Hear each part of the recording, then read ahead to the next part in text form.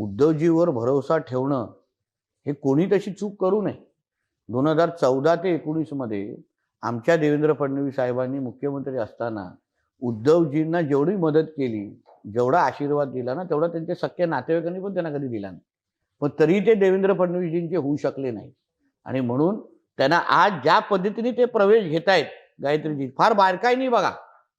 कोण तो मामू आणतायत, कोण तो चंगेज मुलतानी काय आणतायत, कोण ते छत्रपती संभाजी महाराज नगरला विरोध करणारे काय आणतायत.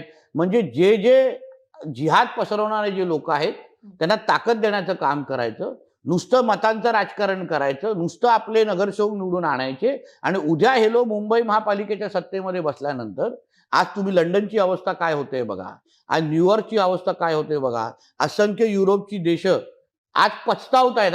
आज पछतावतायत की आम्ही ह्यांना मतदान करायला नको होतो. तो लंडनचा महापौर सादिक खान, त्यांच्या नेतृत्वाखाली असलेल्या लंडनमध्ये क्रिसमसच्या जे जे जे काही ट्री असतं त्याला जे म्हणतात ते जाळून टाकलेले आहेत.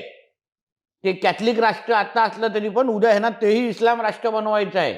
आणि तेच मनसुबे ह्यांचे मुंबईमध्ये आहेत. कारण मुंबई ही देशाची आर्थिक राजधानी आहे आणि एकदा मुंबई ताब्यात आली तर देशाला गिळण्यामध्ये हे मागे पुढे बघणार नाही.